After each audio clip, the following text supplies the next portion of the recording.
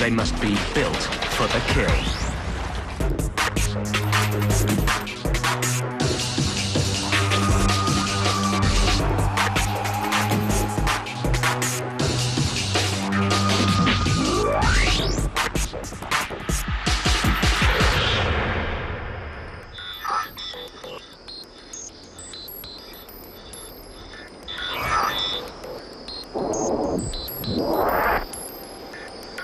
The Amazon, the biggest river in the world.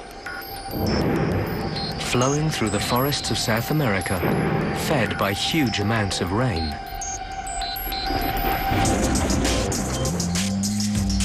It's the haunt of huge killers.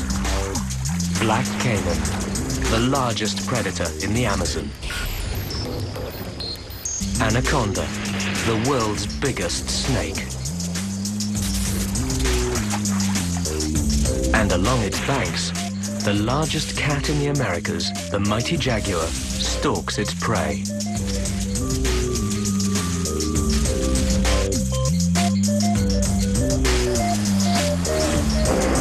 In this land of giants, even the flowers come in extra large. And below the surface, a legendary killer is living up to its reputation. These are piranha. And blood in the water can trigger a feeding frenzy.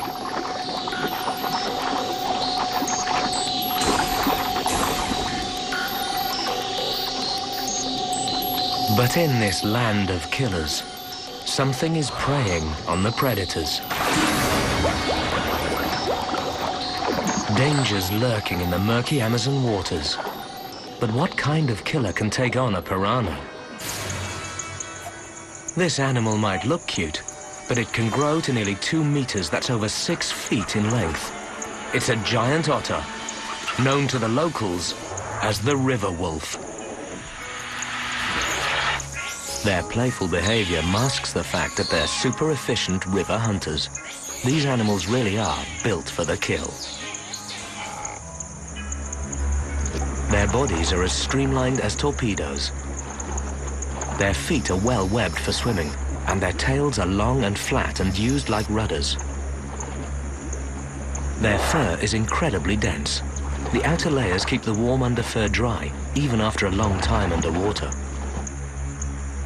They can close their nostrils when they dive. They can also shut their ears. But what makes them such incredible predators? It's thought that their long whiskers are key for detecting the movement of prey. You can tell how important they are. It's murky down there.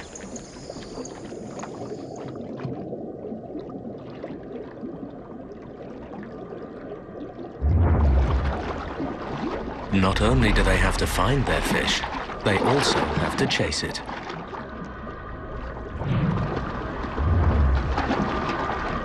Piranha are fast, so the otters are equipped with fantastically efficient webbed feet. The back ones for speed, and the front ones for steering.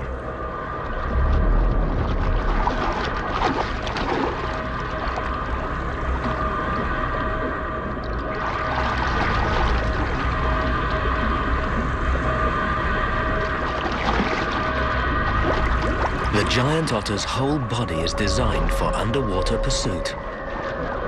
Even with those sensitive whiskers, they have to get quite close to the fish they're chasing.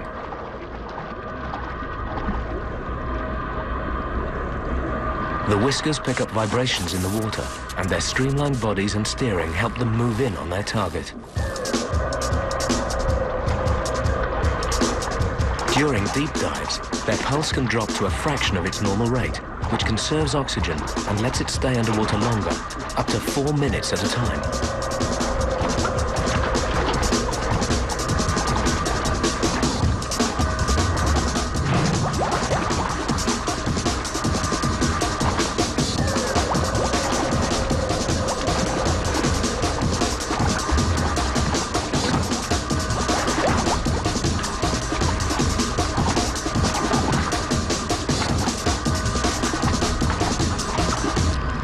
Even deadly piranhas stand no chance against the sharp teeth of a river wolf. It eats its prey head first, the better to avoid those razor-sharp piranha teeth.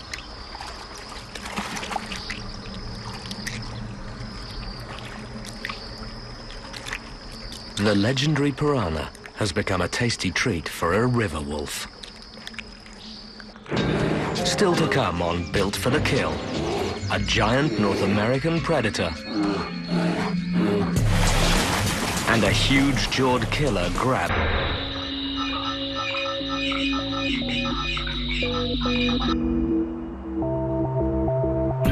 Rivers shape our world and the behavior of the animals that live in and around them. When you look at them from space, the power of rivers is obvious.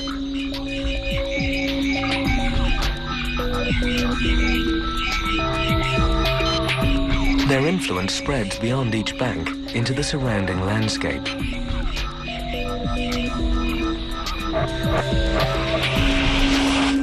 Where there are lots of rivers, there are lots of animals. For them, waterways can be highways and a place to settle down and start a family.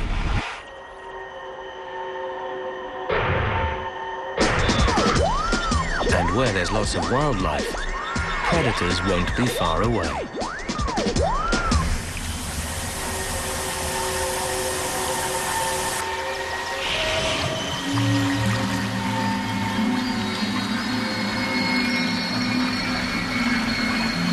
In the rivers of Alaska, the waters are packed with dying fish.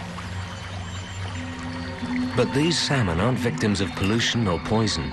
It's all part of their life cycle that sees them returning to the rivers they were born in to lay their eggs and then die.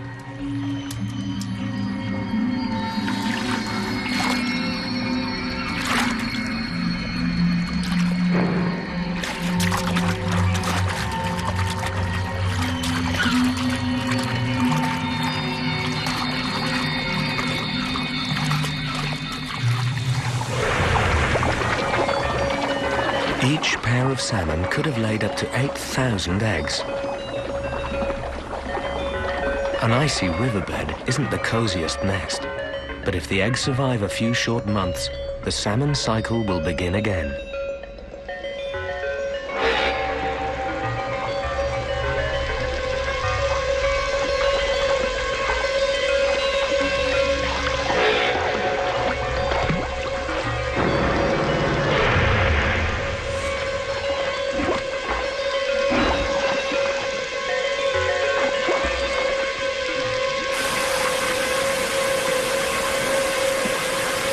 Dippers are built to hunt under fast-moving waters like these rapids.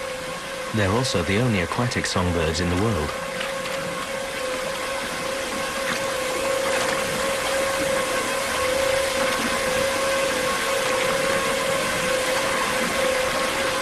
These feet can grip onto stones underwater, so the dipper is able to run along the bottom of the stream.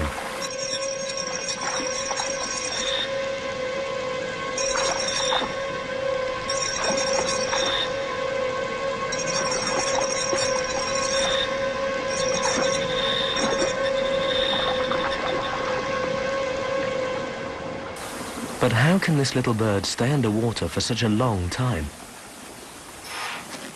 It's the dipper's feathers that hold the secret. Looking after their feathers is as important to them as maintaining diving kit is to a scuba diver. The outer feathers are like a diver's dry suit. They're sleek and water repellent. This stops the dipper from becoming waterlogged, a potential disaster in this cold water. The underlayers are short, soft and downy. They act like thermal underwear to keep the bird warm. But they have to keep the outer feathers waterproof, so they transfer oil from glands at the base of their tail. In dippers, these glands are about 10 times bigger than those of other similar-sized birds.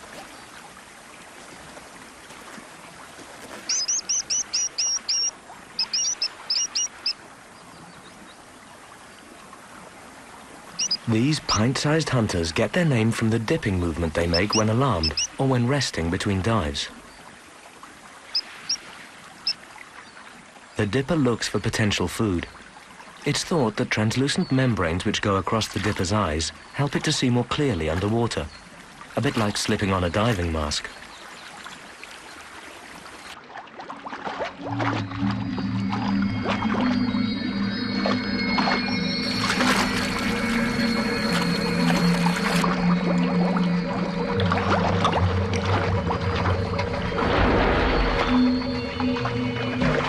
They swim underwater with their wings, and special flaps stop water getting up their nasal passages. These dives drain energy, so the dipper's body is built to use it efficiently. They can store more oxygen in their blood than many other birds, and the amount of blood going to non-essential organs decreases when they dive.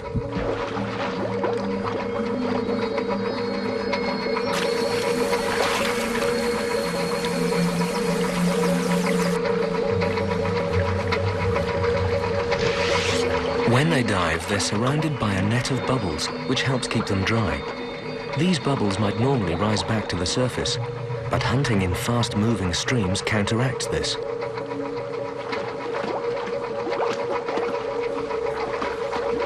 All this makes them successful at feeding, where most animals would find it hard to keep their balance.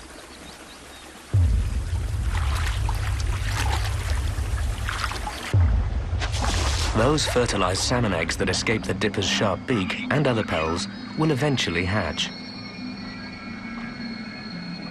When they're mature enough, the survivors will head out to the Pacific.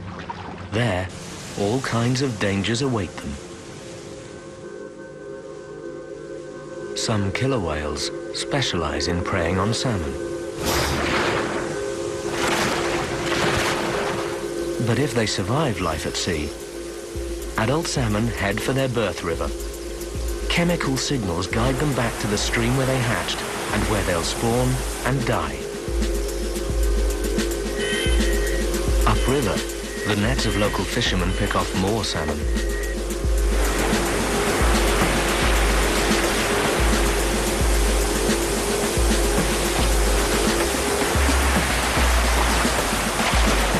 Once they enter the river, they never eat again, so each rapid is a greater challenge. Buffeted by the water, they need to rest before attempting the next sections.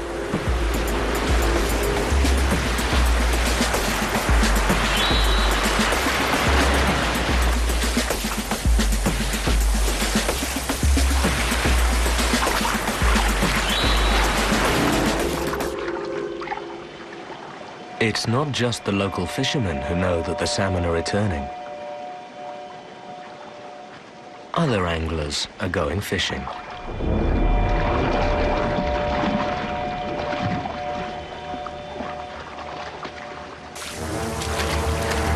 And find all the best fishing spots.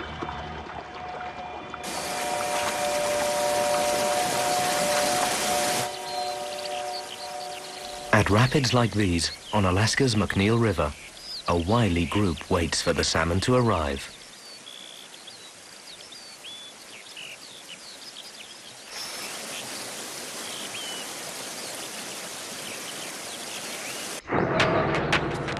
If you believe everything you read, you'd get the impression that bears are a scary mix of big teeth, sharp claws, and serious aggression.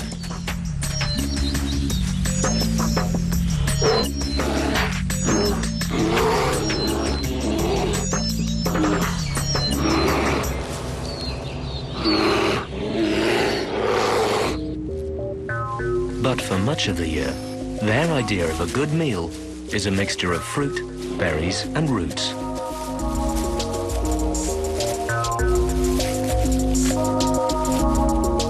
Berries and nuts are a good source of sugar and fat. A bear can get through 200,000 of them in a single day. They're solitary creatures and usually only hang out with other bears when they're young. Bears are opportunistic feeders and will catch large animals when they can, but a big animal takes a lot of energy to catch, so berries are an easier bet.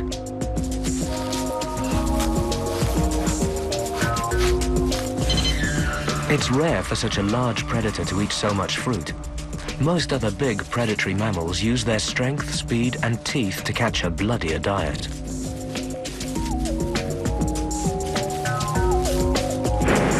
But before their winter hibernation, bears must put on a huge amount of weight. And the need to pile on the pounds coincides with the return of a favorite food source to Alaska's rivers. It'll be worth the bear's weight.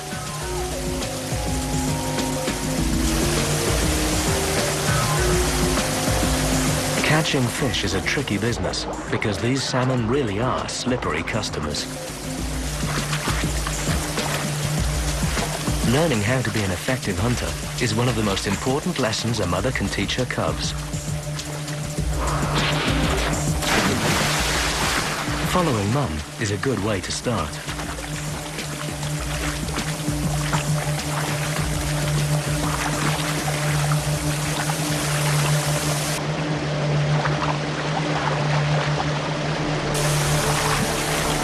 Scanning underwater is one method for spotting your prey.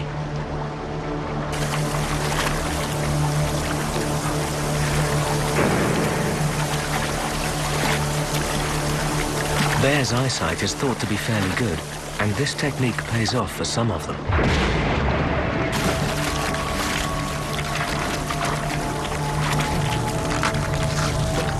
But it's all about practice, and each bear seems to develop its own favorite way of hunting.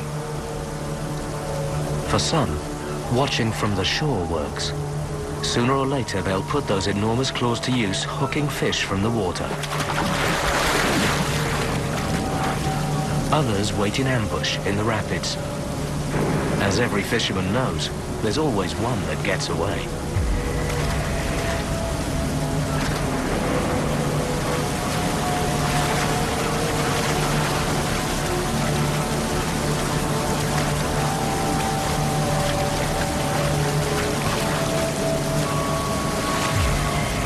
And while Mum fishes, the cubs try too.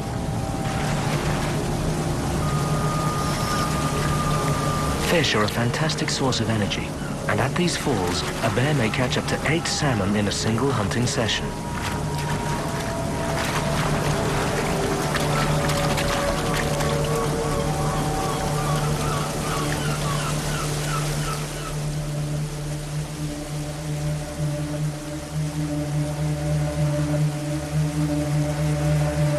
Another good place to hunt is further upriver at the shallow spawning ground.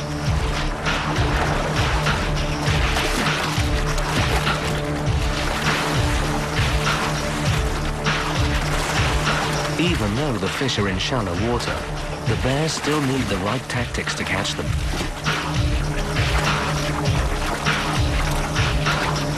Here they use a sprint and scatter technique. Bears can run as fast as horses when they need to.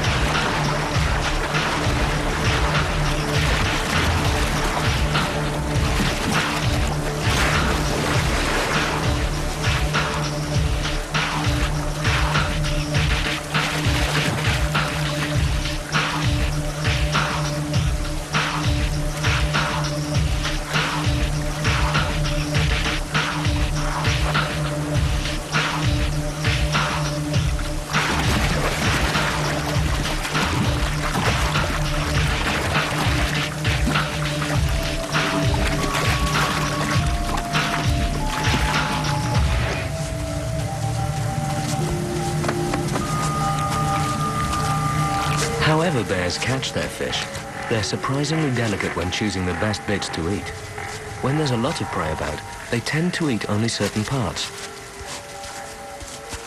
Fish skin is tasty and full of fat.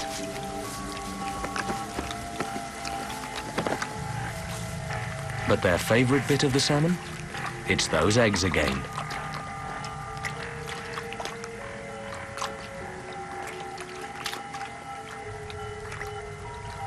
The eggs provide valuable nutrients in far greater abundance than their spring diet of roots and berries. One berry has perhaps about 1/10 of the fat of one fish egg. The eggs also supply 25 times as much protein. So it makes sense to lick up as many as possible in preparation for the long winter hibernation. The rich protein and fat provided by the salmon is vital for these bears' survival. If they don't eat enough now, they won't make it through the winter.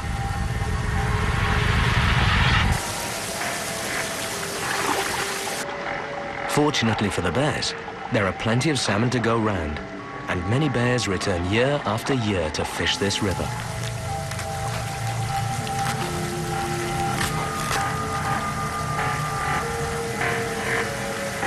They can pick and choose the best the river offers.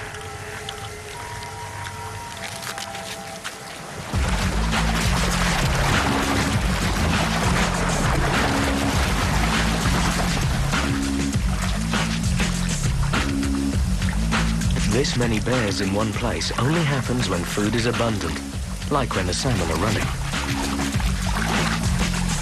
And with so much food around and so many bears, table manners are quickly forgotten. Fishing rights are precious, and some heavyweight contests decide who gets to feed.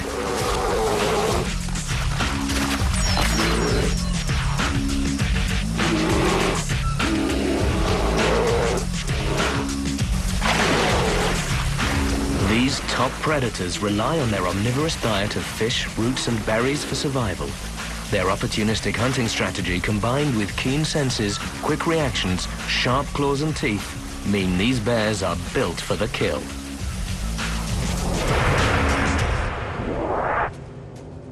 It's spring again. This mother's fishing skills ensured the safe birth of her cubs while she was hibernating. In the coming summer, they'll learn hunting strategies of their own, and the rich feast the salmon provide will help the whole family thrive through the winters ahead. Africa's arid savanna. Rivers are few and far between. Water attracts both prey and predator like a magnet. The river's banks are the setting for a bloody ballet as one of Africa's biggest predators lies in wait. The rainy season is over. Thousands of wildebeest move off on a great migration to find fresh grazing. The killer is waiting.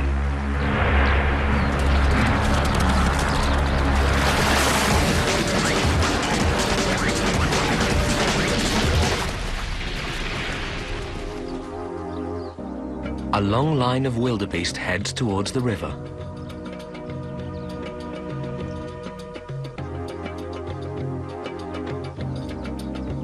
Water is essential, especially on this epic journey.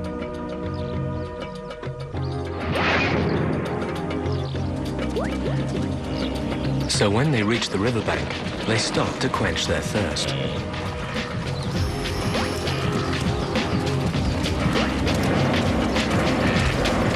There can be up to 1.5 million of them on the move. They have to drink regularly or they'll die.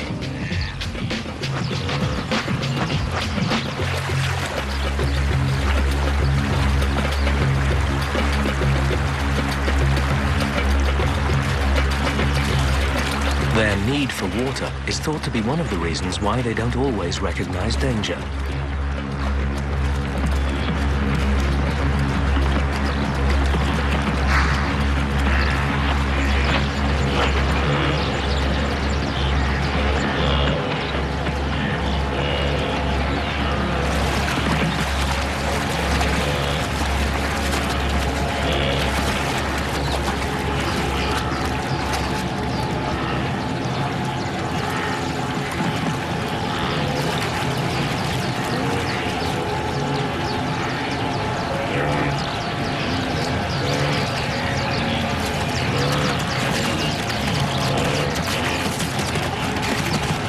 When they do finally spot danger, panic spreads through the herd.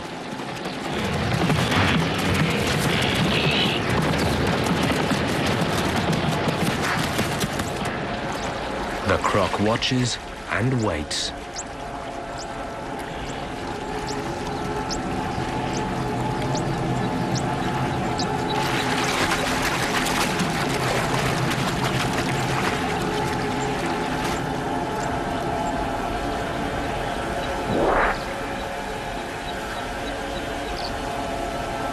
A Nile crocodile averages 5 meters or 16 feet from nose to tail and has a fearsome reputation. Its muscle-packed body can weigh up to 900 kilos. That's nearly 2,000 pounds. It has unlimited sets of teeth. Unlike us, when an adult tooth falls out, there's another one growing to take its place.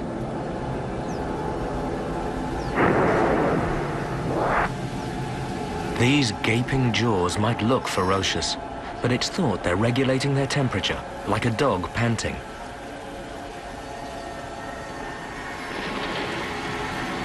Like all reptiles, crocs warm their bodies in the sun.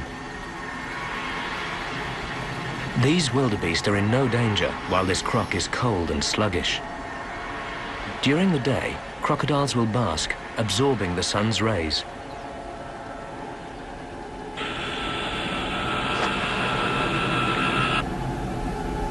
This takes time.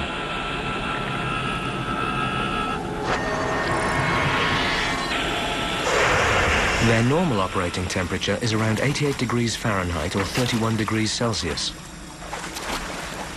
And once they've reached optimum temperature, it's time to go hunting.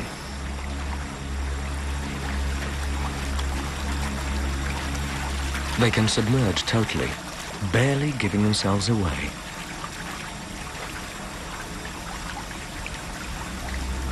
A croc can hunt with only 2% of its body visible.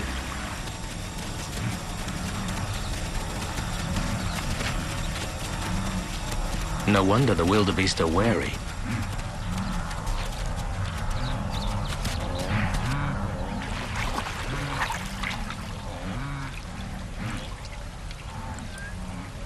In fact, the crocodile's senses can pick up a single wildebeest putting its mouth in the water, or detect individual hooffalls. This means it doesn't even have to see its prey.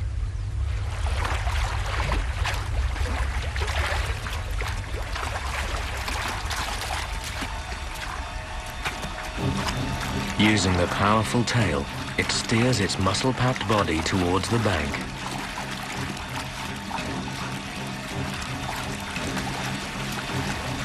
A croc is a low-profile predator. The flat shape allows it to creep up right underneath its victim's nose. Its adrenal gland sends steroids round the body in preparation for a strike.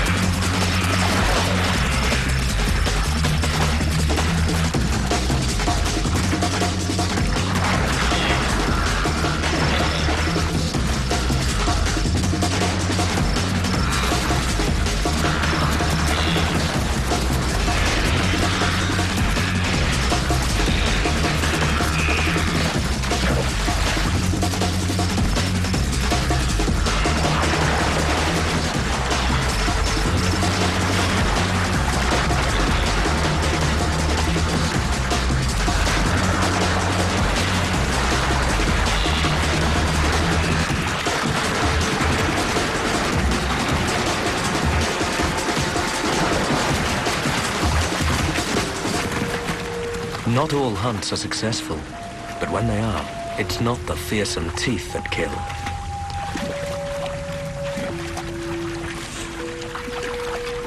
It'll drown its victim in the water the wildebeest was so desperate to reach.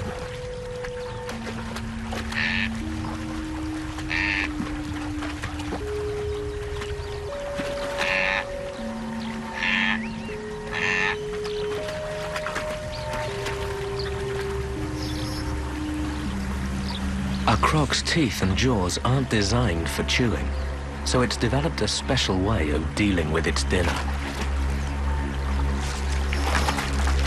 This might look like a tussle over a mouthful, but it's actually the way crocs eat. They dismember their prey. Between them, they twist and tear the flesh of their kill in what's known as the death roll, before swallowing huge chunks whole.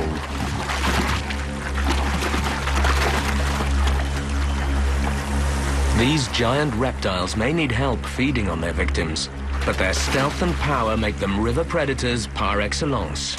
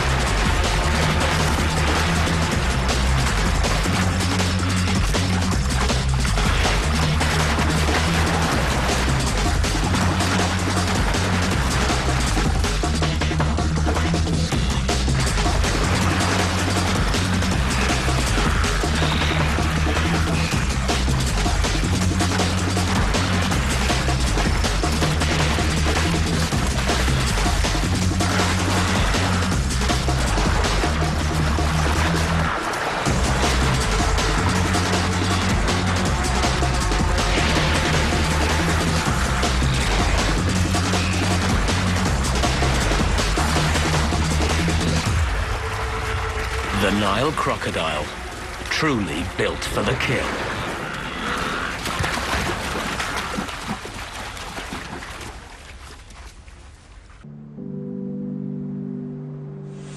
In the rivers of Africa, not all dangers lie below the surface. A bird flies high above the river valley.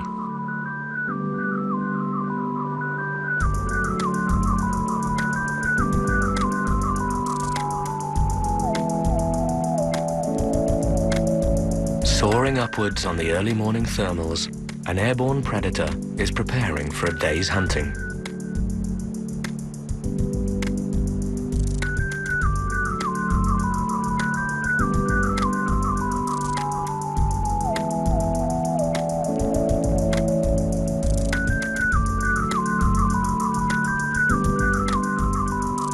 This is a fish eagle, one of the river's most elegant and efficient killers.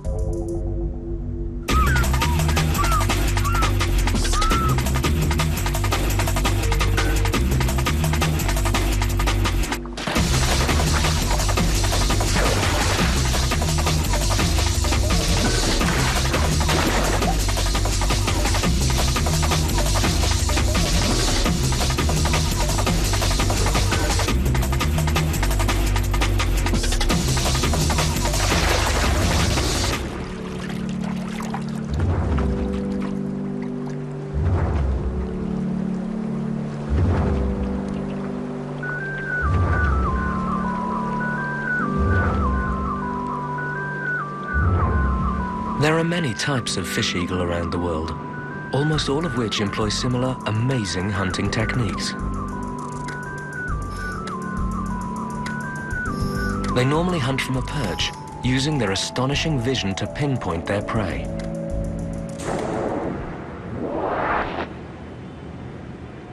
One secret of their amazing sight is hidden within their eyes. Like us, they have an especially sensitive area of the retina, the fovea. But eagles have a second fovea, which is thought to make their vision up to 8 times sharper than ours. Our vision is sharp in the center, but our peripheral vision is not as clear.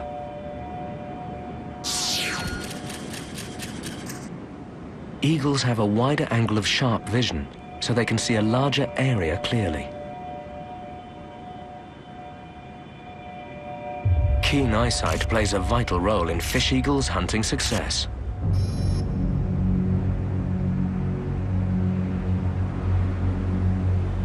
They wait on their perch, then swoop towards their prey with great accuracy.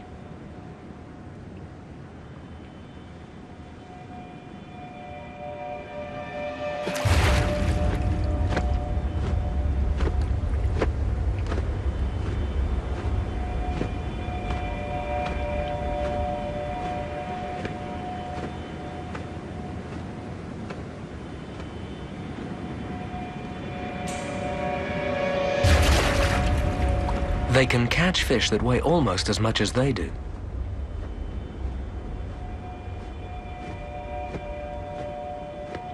The eagle is much larger than the fish it's carrying, but remember that birds are likely built for flight.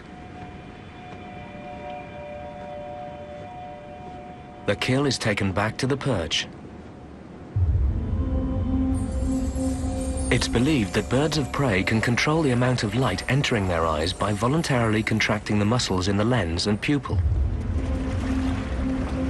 This would be particularly useful for fish eagles hunting in bright sunlight and could help them spot fish just below the surface.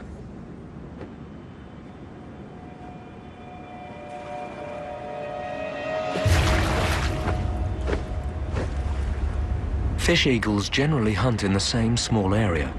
Rivers and lakes can provide enough fish, so they don't need to go further afield.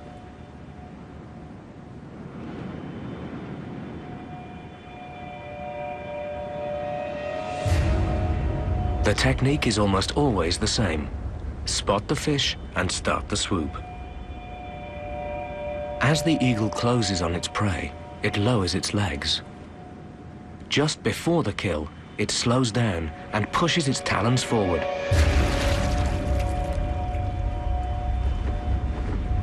Fish are their normal diet, and they only need to hunt once daily.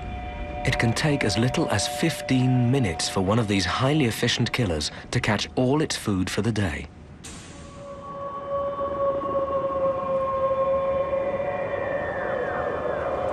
A sharp, hooked beak tears fish apart with ease.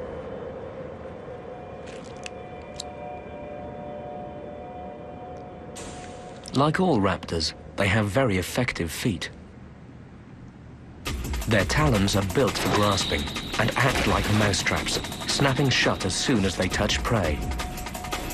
Eagles like these, which catch fish, have spiny scales on their feet to help them hold on to their slippery victims.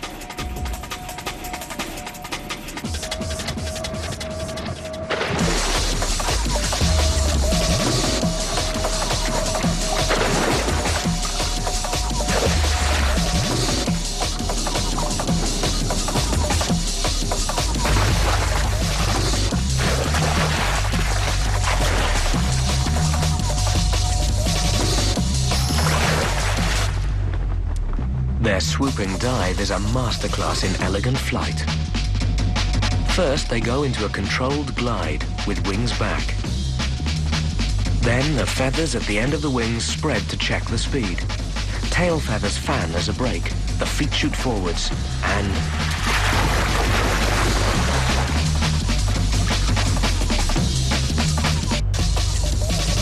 another success for the fish eagle.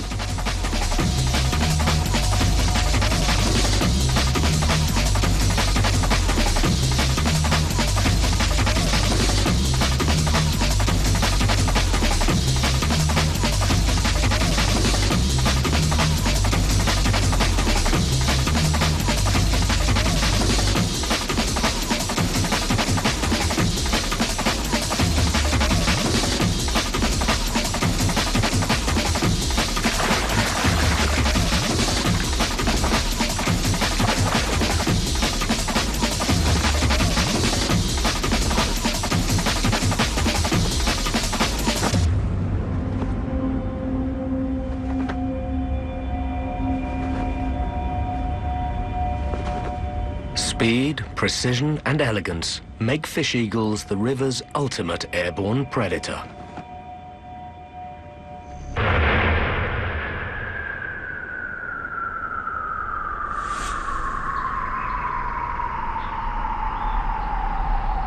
Rivers can be dangerous places.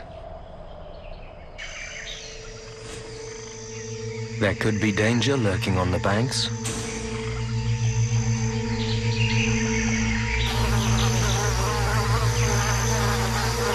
or below the surface.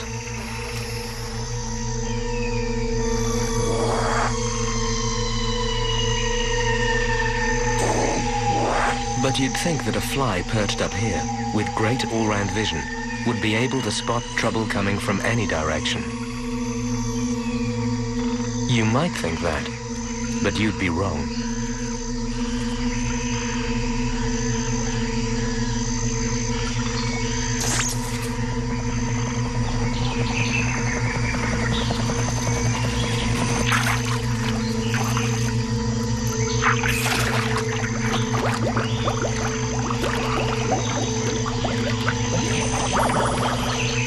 Archer fish are nature's sharpshooters. What makes them unusual for a fish is that they hunt for prey above the surface. What makes them unique is how they do it. The archer fish's secret weapons are in their mouths. Pushing the tongue against a special groove in the roof of the mouth forms a tube, like the barrel of a gun, or more accurately, the barrel of a water pistol. When the gill covers are snapped shut, a jet of water is pushed along the tube to the snout. The tip of the tongue acts as a valve, releasing the jet of water in the right direction. And if at first they don't succeed, they try and try again. They can shoot several times before they need to reload. For any marksman, practice makes perfect.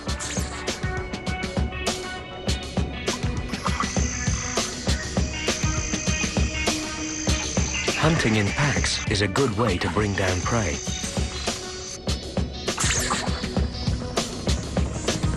But you have to be fast to grab the spoils.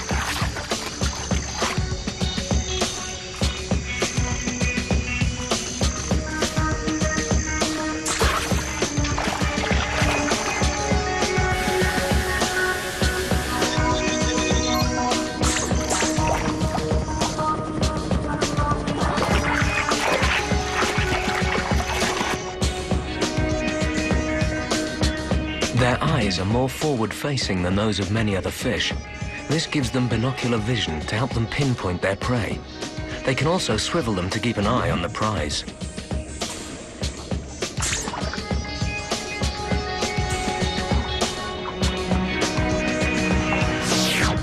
Their backs are flat. This means they can get closer to the surface. And their fins help them hover in the water.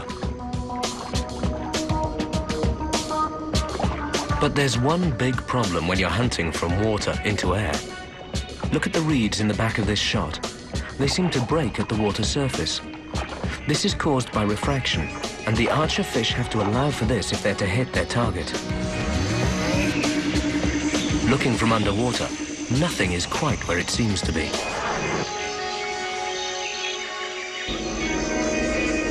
This fish is looking at the fly at an angle and sees it in a different place to its real location.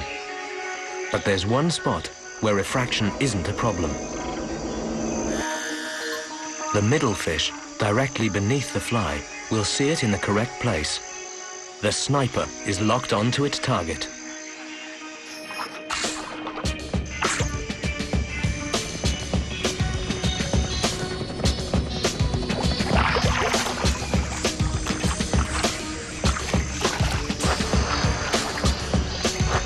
Sometimes, even when the fish have got the physics bit sorted, their victim will just hang on for dear life. That's when the archer fish's other special skill comes into play. This is one river dweller that doesn't mind being a fish out of water.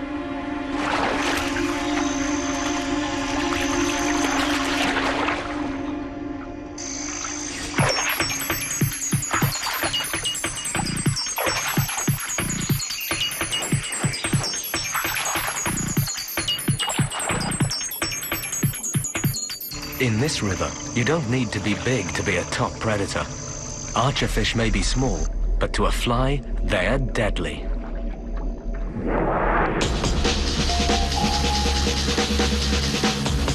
The world's rivers shape the landscape and the animals that live in and around them.